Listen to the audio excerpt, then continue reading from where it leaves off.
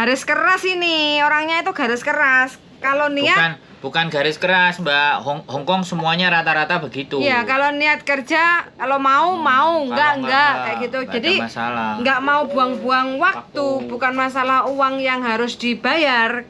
Karena kan dia butuh pembantu untuk jaga anaknya lah. Ini kan anak pertama, bulan 9 kan baru mau lahiran, kayak gitu kan.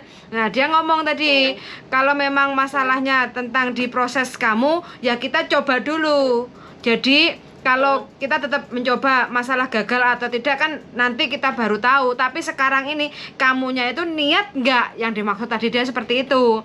Kamunya sendiri itu niat nggak untuk jaga bayi, dan ini baru lahir anak pertama kayak gitu. Jadi nggak ingin nanti ibaratnya setiap kerjaan kan sampean tahu sendiri lah resikonya, baik buruknya atau pahit manisnya kayak gitu kan. Jangan sampai nanti soalnya kerja terus habis itu putus asa, ngebreak lagi kayak gitu kan. Soalnya ini temennya dia gitu. Ini gue loh Mbak Yuli, cuman aku sebenarnya kan dari kemarin aku nyari job jaga baby malah itu malah seneng, emang interesting kok kan sama bayi toh. Maksudnya memang passionnya di situ loh. Cuman saya kan agak ragu tuh prosesnya itu loh, kayak ya mungkin bener ngomongin Mas Andro lah, aku yakin ya pasti bisa, tapi mungkin kayaknya aku ya ragu-ragu karena itu loh. Pasti langsung dan udah nggak Mbak Yuli dikasih tahu, lah kamu tuh prosesnya ntar nggak bisa gini kan langsung dan toh. Sampai aku kemarin ngomong Mbak Yuli, apa nih mau Mbak Yuli nih ribet kok ini kan, aku langsung kayak gitu tuh Mbak Yuli. Mbak, sampean ngomong sama aku sudah berapa kali, sekarang lagi ngomong sama istriku ya Mbak. Jadi sampean itu kita akan kasih penjelasan yang baik-baik, dan kita ada di sisi sampean, tapi sampean masih ragu dan sampean gugu omongane wong. Ini masalah Mbak.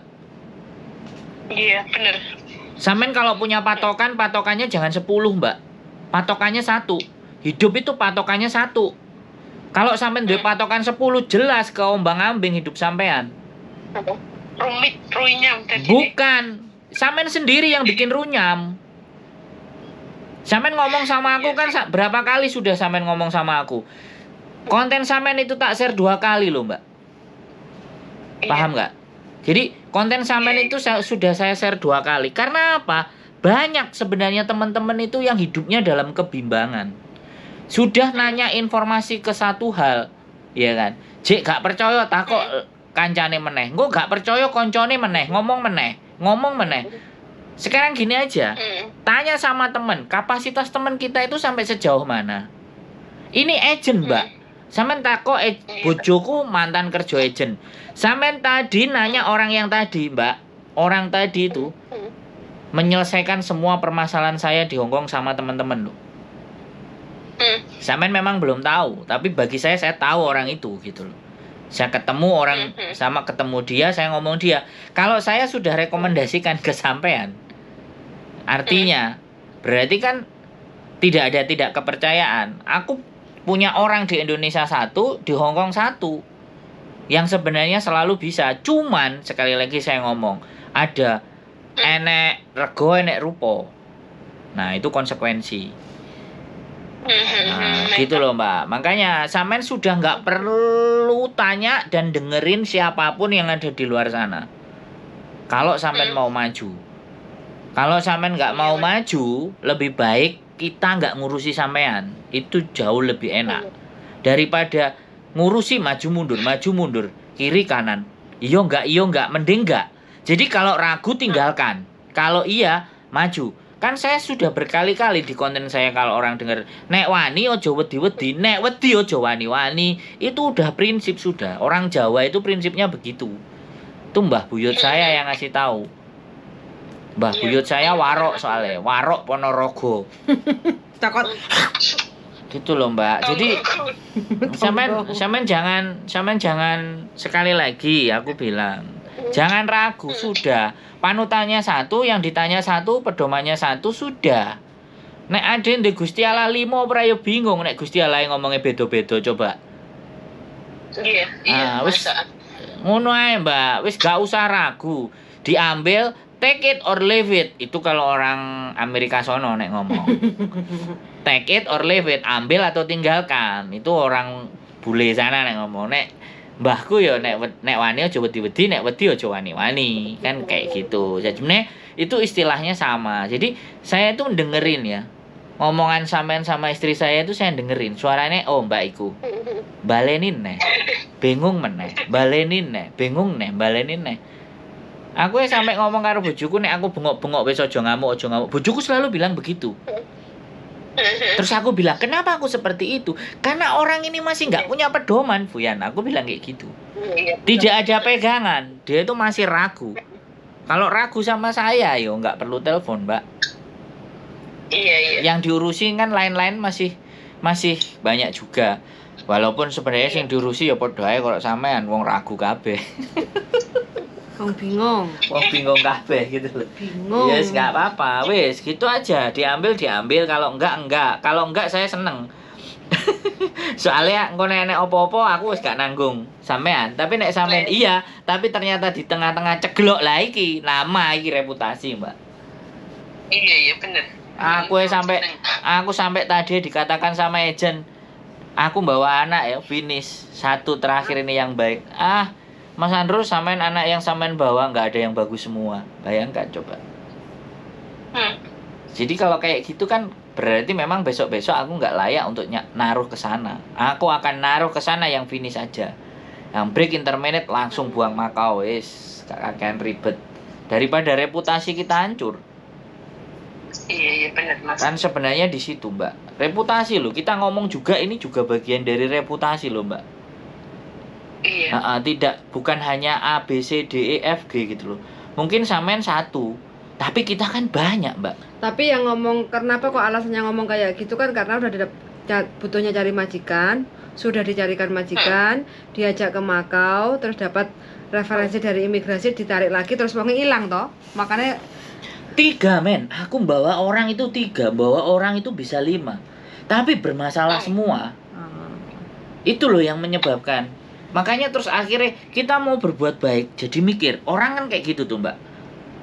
Orang percaya mau bantu ya, tapi pada saat akhirnya digebiahu ya. Akhirnya wong itu bendelok wong mesti elek, bener nggak? Nah, agent di Hong Kong itu begitu, Mbak. Jadi karena melihat anak Indonesia ini enek sing yo enek sing enggak gitu loh. Kadang-kadang gini, begitu di majikan ini mau resign. Majikannya lembut-lembut, alus-alus, ngerayu-rayu, tak tambahi gajimu. Padahal sing kene wis kadung tanda tangan. terus gak sido, paham. Nah. Itu agent sing wis kadung tanda tangan sesuk nek enek arek mau apik mau elek, semua dipadakno.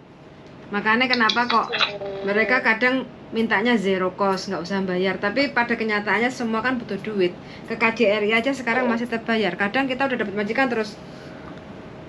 Ya kalau masalah gini loh, kalau masalah zero cost teman-teman sudah banyak yang sadar bahwa proses ke Hong Kong kan memang butuh duit. Jadi nggak terlalu mempermasalahkan. Tapi goro-goro enek sing nguprek ngomong ini ngomong ngono. Sing kampanye zero cost ABCD lah kayak Mbak Emeng tadi. Peraturan tadi belum jelas. Terus wedi bingung. Huru-hara. Nah, memang itu ada sebuah agenda, Mbak. Ada agenda ya kita nggak berbicara sekelompok orang yang memang menginginkan teman-teman itu untuk ayo berjuang berontak gitu loh. Untuk ngomporin ke sana itu agenda. Gitu, wong agendanya mereka itu bacaannya apa? Karl Marx. Karl Marx itu filosofi tentang pemberontakan. Ini aku ada satu lagi, coba tak teleponkan yang kemarin. Sama lagi nggak sibuk kan? Bisa kan? Enggak, kasih satu aja. Aku ada yang nelpon juga loh. Iya. Pasienku juga ada. Banyak. Iki Mbak Yuli Mas Andro, iki aku ada jalan ya kan ini kemarin mendingin sama majikan. Ini kemarin majikan kan pas sudah tak sodorin dia ngomong, "Cek, misalnya aku nahan kamu nyampe cekku datang tak kasih surat bagus, kamu mau nggak?" Itu mau aja. Mau. Pokoknya minta suratnya sekarang, minta surat sekarang, tanggalnya ditulis nanti gitu. Daripada nanti majikan bohong. Tapi nek misalnya aku ada surat bagusnya itu kan nanti mungkin ditulis memang karena misalnya nggak ada kecocokan kita berdua, itu kemungkinan aku bisa nunggu di Hongkong nggak, Mbak? Tetap nggak bisa. Cuma kemungkinan harapan visa turun itu bisa kayak gitu loh. Karena sekarang ini kebanyakan anak-anak yang belum sampai setahun belum nyampe setahun terus habis itu putus kontrak ganti majikan, dikiranya kan job hopping, gonta-ganti job, cari job yang gaji tinggi kayak gitu kan. Tapi kalau memang rekomendasi dari majikan karena memang kedua belah pihak nggak cocok atau memang ambil pembantu yang lama atau apa kayak gitu kan, nah otomatis kan itu bukan kesalahan sampean dan itu sampean masih bisa diizinkan lagi untuk visa turun di Hong Kong kayak gitu. Makanya aku ada loh kemarin itu ya kejadiannya hampir sama seperti sampean.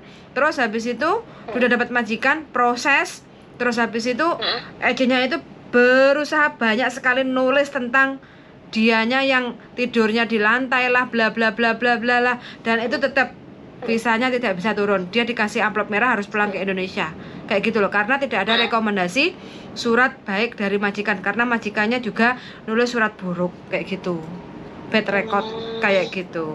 Berarti yang ngaruh Mbak Yuni ya, nek misalnya aku aspek itu ya berarti ya mendukung aja kan, cuma paling 2-3 bulan. Lagian nanti mudah-mudahan sampai kan juga bisa untuk nggak usah lama-lama nunggu di Hong Kong kayak gitu kan. Jadi bisa proses sambil nunggu visa kan bisa kayak gitu. Sampai minta surat dari majikan tapi tanggalnya ditulis nanti kayak gitu. Istilahnya kayak surat pemberitahuan gitu. Coba nanti tak rembukan lagi, soalnya kemarin dia minta gitu nih, misalnya aku nyari dulu namanya proses tuh nggak 2 bulan sebulan datang loh CC-nya gitu. Tadi dia ngomong gitu, aku mau sebentar tak pikir dulu, aku ngomong gitu belum tak maksudnya aku belum ngomong iya apa enggak, itu belum, aku masih mikir dulu. Pokoknya sampean bilang aja maksimal 3 bulan lah, aku bilang sampean bilang aja gitu. Sekarang 4, 5, 6, 7 kayak gitu kan, jadi nanti 7 bulan, jadi pas loh kayak gitu gitu. Jadi kalau maksimal 3 bulan berarti apa yang diresahkan seperti yang disampaikan, kalau nambah 3 bulan berarti sampean 8 tambah 3 berarti total berapa, setahun? Iya, hampir setahun itu. Agustus kan setahun aku, Mbak. Agustus setahun itu mungkin mudah-mudahan sampean bisa approve, bisa ganti agent kayak gitu kan. Kalau bisa ganti agent otomatis kan nanti sampean juga dapat rekod dari majikan yang bagus, istilahnya tidak cacat rekod walaupun nggak finish kayak gitu kan. Terus bisa turun dengan majikan yang baru, otomatis kan itu mempermudah prosesnya sampean dengan majikan yang kedua, dengan majikan yang berikutnya kayak gitu loh Mbak. Iya Mbak. Kemarin si ICC itu nyari sampean sih, ini tak telepon nggak diangkat, mungkin lagi sibuk dia. Yang kemarin telepon pertama kali itu ya Mbak Ili ya? Iya, itu juga ada juga kan katanya bayi umur berapa bulan kayak gitu. Link kita banyak. Cuma kita punya banyak link, gitu aja. Cuman kok aku merasa sampean tuh kayaknya aku kan cepat WA sampean kan, tapi kok kayaknya sampean kayak jawabannya kayak galau kayak gitu loh, nggak semangat kayak gitu kan. Jadi akunya kan kayak nggak begitu srek untuk ngasih rekomendasi ke teman untuk lanjut lagi kayak gitu. Iya, paham Mbak Yuni. Bisa mantapkan sampean hatinya dulu, mantapkan. Jadi majikan masih ngasih waktu, berarti sampean masih dikasih kesempatan untuk cari majikan di Hong Kong kayak gitu kan. Tinggal nanti sampean dapat majikan, proses sambil nunggu visa kayak gitu loh. Jadi kan nanti sampean kalaupun seandainya ke Makau kan paling cuma 3 minggu atau 1 bulan visa turun gitu ya. Oke, yo semangat loh Mbak ya. Nanti kabar-kabar aja. Coba nanti tak WA lagi si temanku itu ya, si Cece. Mana tahu yang dapat kayak gitu ya. Oke. Yuk, makasih sangat Mbak. Semangat selalu. Yuk, bye bye.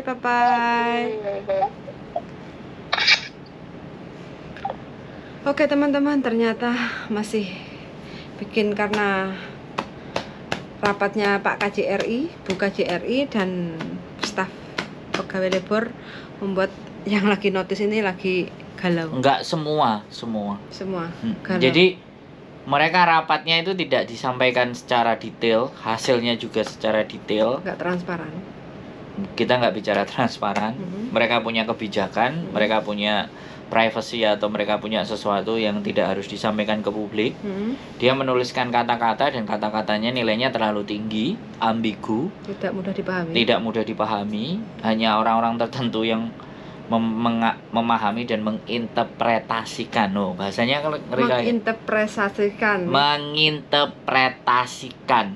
menginterpretasikan itu menerjemahkan. Interpreter itu kan penerjemah. Jadi menerjemahkan kalimat-kalimat yang mereka buat itu menimbulkan keambiguan. Dan banyak kelompok-kelompok, saya bilang. Ya, kalau saya ngomong organisasi nanti repot. Jadi ada kelompok-kelompok yang memang punya agenda gitu. Punya tujuan, mereka punya visi, punya misi, dan disitulah akhirnya dimulai. Ditambahi dengan TikTok, ditambahi bumbu, gorengannya ditambahi bumbu, ditambahi minyak panas, ya kan, genine tambah digedekno jadi bang. Oke, wes, kowe ngomong iki pateni sik oke? Iya, jarno ae, oke, kita ngonten dulu, fokus.